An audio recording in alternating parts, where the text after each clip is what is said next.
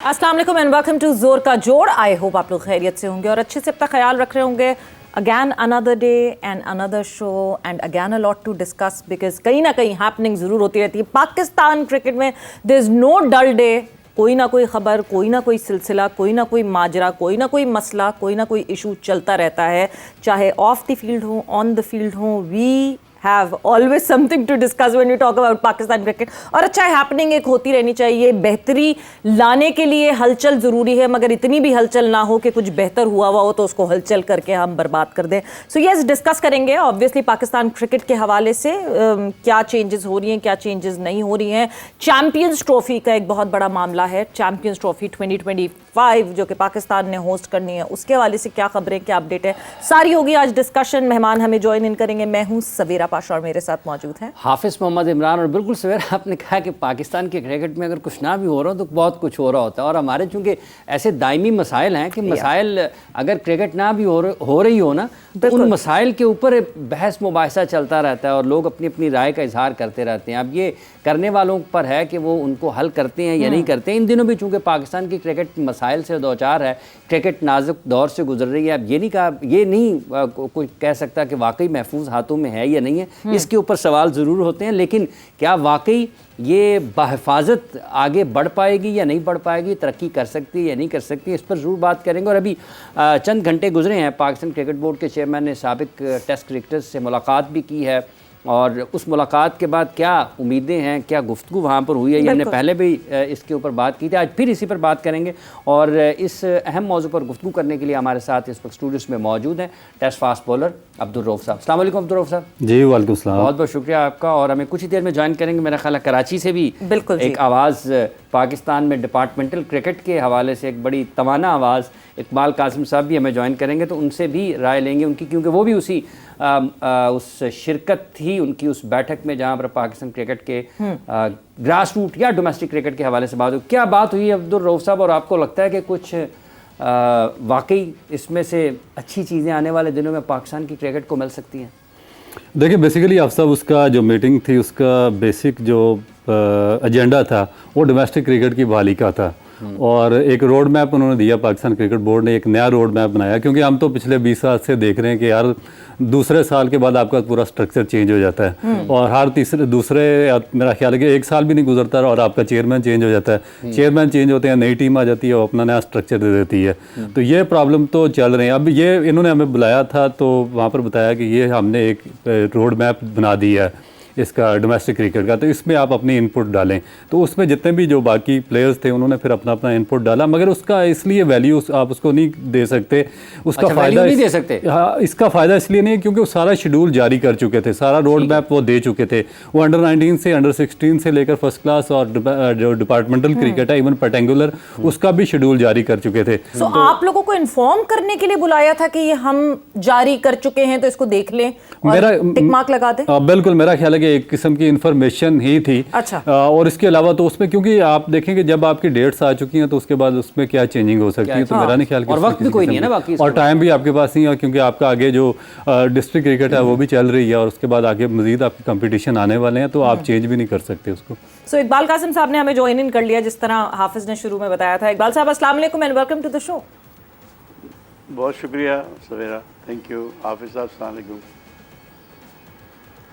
इकबाल साहब आपको मेरी आवाज़ आ रही है? जी आ रही है, बिल्कुल आ रही है। हुकुम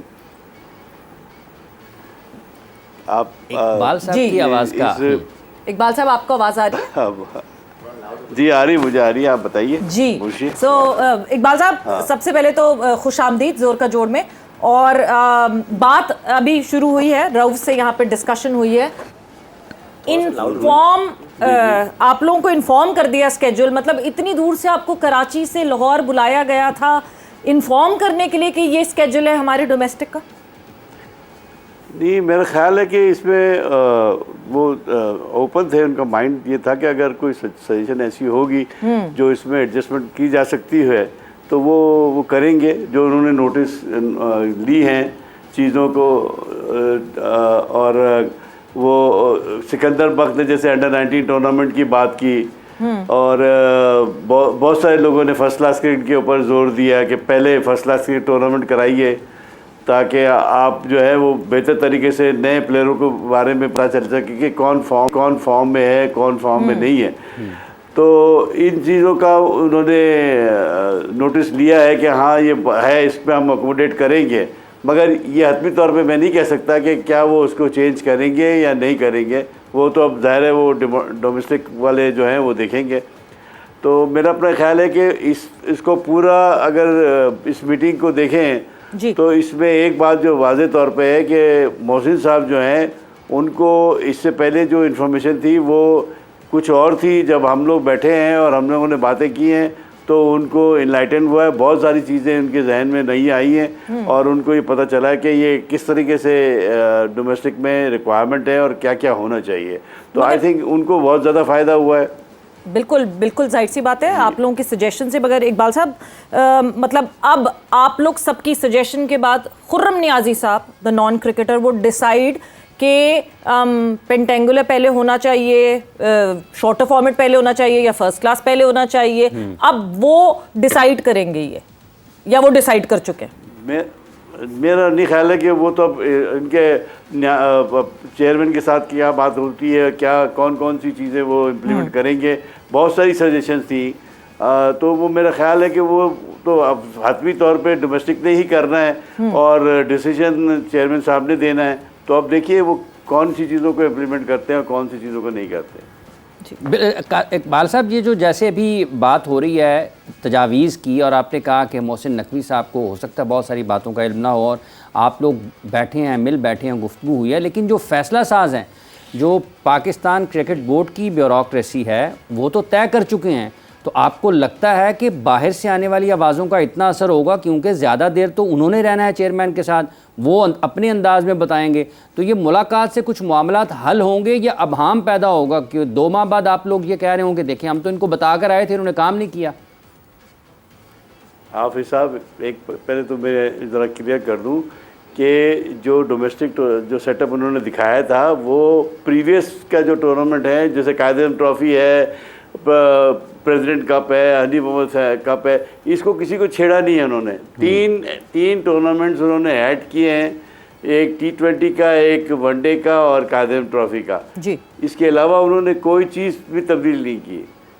अंडर 19 के टूर्नामेंट्स नहीं थे, उसके ऊपर हमने जोर दिया, उनको समझाया कि आप ये कीजिए, उसको बढ़ाइए, और ये जो टूर्नामेंट्स जो आप बता रहे करने के लिए उसकी सीक्वेंस सही कर लीजिए। पहले आप वो फर्स्ट क्लास कराइए ताकि आपको लड़कों की फॉर्म और सही तरीके से इवेल्यूएट करने में आसानी हो। रऊफ साहब, ये 2 चीज़ें हैं। एक ये है कि आप लोगों की तजावीज़ हैं बाहर बैठे, और जैसे इकबाल कासिम साहब ने कहा कि हमने उनको कहा कि इसका सीक्वेंस कुछ ठीक कर लें, लेकिन जो लोग पाकिस्तान क्रिकेट बोर्ड में बैठे फ़ैसले कर रहे हैं, अगर वो अंडर 19 क्रिकेट जो कि पाकिस्तान की सबसे आप कहें कि पहली सीढ़ी है, अगर उसको ही नज़रअंदाज कर दें तो इसका मतलब ये है कि फिर तो फॉर्मर क्रिकेटर्स 35-40 को हर वक्त पाकिस्तान क्रिकेट बोर्ड के फैसलों के ऊपर पहरा देने के लिए बैठे रहना चाहिए कि कहीं कुछ गलती ना कर दें। देखिए आप साहब, बात आपकी ठीक है। मेरा ख्याल है कि इस तरीके से सिस्टम नहीं चला करते। आपका एक विजनरी बोर्ड होना चाहिए पाकिस्तान क्रिकेट बोर्ड, क्योंकि बड़ा इदारा, आपको ICC से बहुत बड़ी फंडिंग आ रही है और आप मेरा ख्याल है कि बहुत डेवलप क्रिकेट बोर्ड है। तो इनको इस तरीके से नहीं कि जिस तरह कोई भी चेयरमैन आए और वो अपनी टीम लेकर आ जाए और उनको पता भी ना हो कि अब जो पास्ट में क्या हुआ और हाल में हमने क्या करना और आगे हमारी फ्यूचर में क्या मनसूबाबंदी होगी।